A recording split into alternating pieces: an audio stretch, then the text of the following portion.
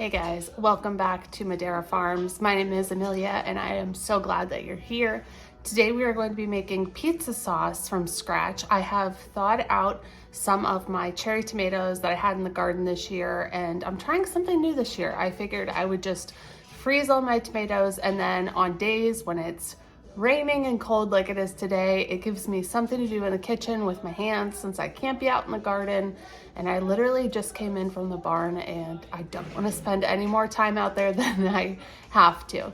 So we're gonna go ahead and we're gonna process these tomatoes. I have a really cool way of doing it. I did it with my barbecue sauce and my ketchup, and it saves so much time. So we're gonna go ahead and get started.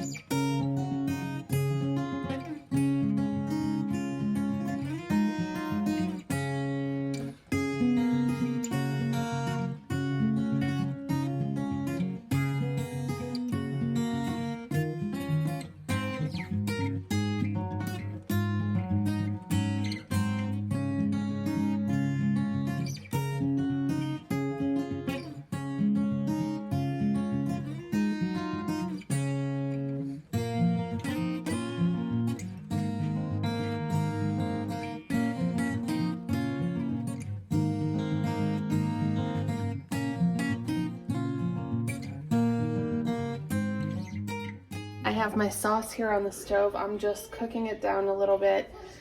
Honestly, I didn't realize that I didn't pull out that many tomatoes. So this is gonna be just a tiny bit of sauce, enough for probably a pizza, which I plan on having tomorrow anyways. So this is gonna be perfect.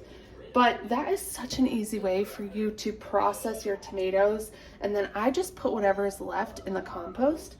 For my pizza sauce, I'm going to be adding garlic powder, onion powder.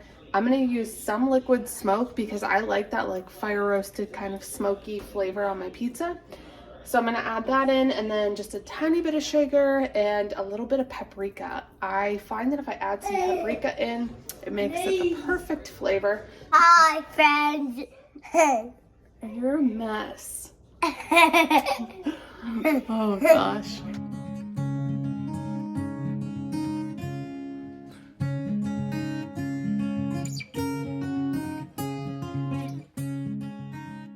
To add a smoky flavor to anything, Wright's liquid smoke is amazing. I think I got this thing for like 14 bucks on Amazon. This is gonna last me forever because you literally need a dab, and it goes a really long way.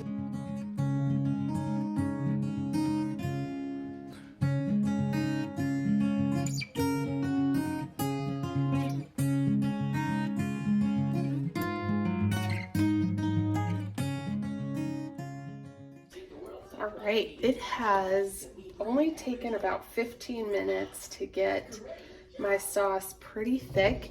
I did add a little bit of cornstarch, and I ended up adding some minced garlic, some onions, just because the garlic powder and garlic salt weren't really cutting it for me. So I have those in here too, but it's really thick. I'm not going to can this because we're literally going to use it tomorrow. So I'm just going to let it cool a little bit in my pot here, and then I'm going to throw it into a mason jar, put it in the fridge, and we will use it tomorrow. This is such an easy way to process and use some of those tomatoes you may have left over.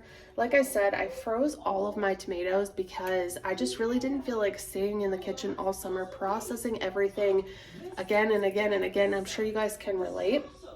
So this is just a great way to alleviate some of that stress, and you know, if you're doing nothing like me on a rainy day, you have time to process some sauce.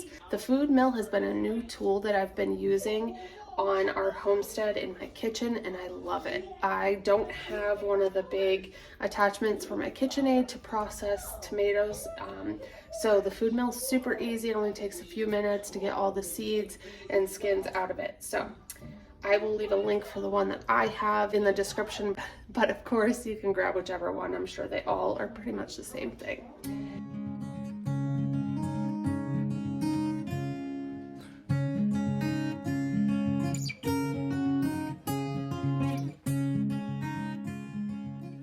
and it is that easy to make some homemade pizza sauce. Like I said, this was such a small amount, but I'm gonna go ahead and use it tomorrow. It'll probably be good for 2 pizzas actually, and it only took me like a half an hour. I was doing some other things in between, so it was definitely worth it. Like I said, I'll leave everything in the description. I hope you guys have an awesome day, and I will catch you in the next video. Bye, friends.